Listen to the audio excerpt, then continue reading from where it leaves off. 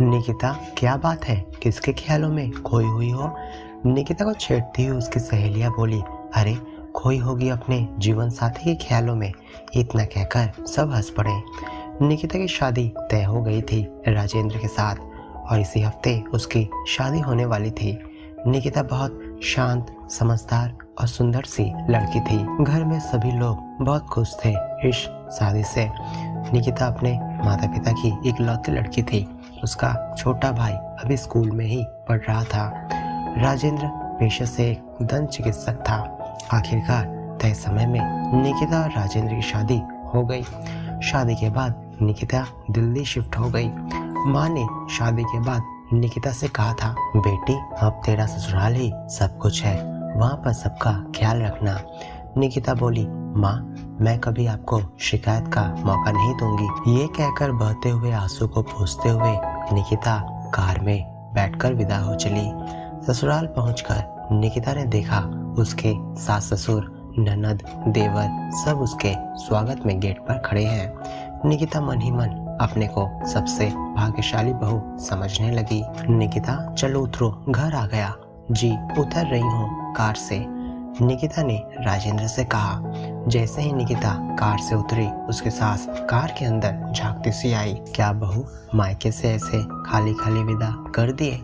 निकिता ऐसे सुनकर बिल्कुल सन्न रह गई। निकिता की शादी में उसके पिता सब दान दहेज, यहाँ तक कि जिसमें वो विदा होकर आई वो कार भी उसके पिता ने दी थी। घर गृहस्थी का सारा सामान पहले ही दिया जा चुका था।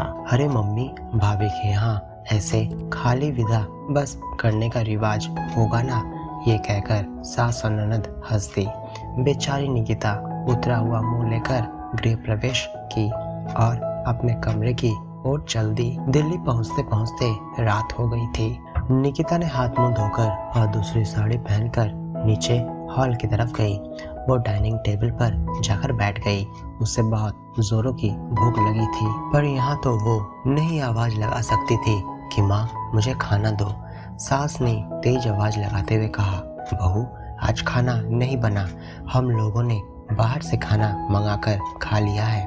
खाना बनने वाली मेड अभी छुट्टी पर है, तुम अपने लिए बना लो। निकिता ऐसे सुनकर अवाक रह गई।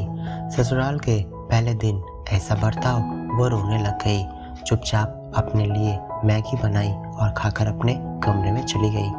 वो इंतजार कर रही थी कि उसके पति राजेंद्र आएंगे और प्यार से उससे बातें करेंगे।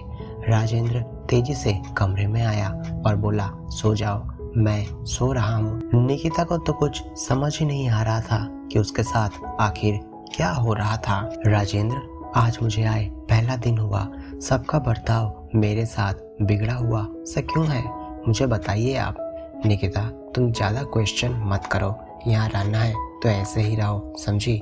और तुम्हारे मेरे बीच में पति पत्नी वाला कोई भी रिश्ता कभी कायम नहीं होगा। ये शादी मैंने अपने घर वालों को खुश रखने के लिए की है, समझ में आया तुम्हें?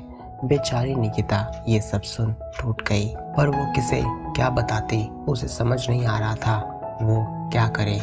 ऐसी शादी जिसका कोई मतलब ही नहीं, वो कैसे निभा पाएगी? तभी उसने सोचा कि वो तलाक लेगी और इन सब की असलियत दुनिया के सामने लाएगी।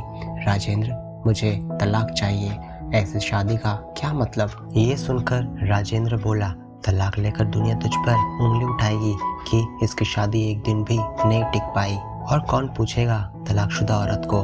तलाक के बाद तू दुनिया भर में बदनाम हो जाएगी, समझ आया? मुझे दुनिया की फिक्र नहीं, अपने आत्मसम्मान की फिक्र है, समझ आया राजेंद्र? निकिता ने कोर्ट में तलाक की याचिका डाली और राजेंद्र और उसके घर वालों की करतूतों को अच्छे से बताया। दोनों का तलाक हो गया, पर निकिता अपने मायके नहीं गई। वो अपने आत्मसम्मान के साथ नौकरी पर अपना खर्च खुद उठा रही है।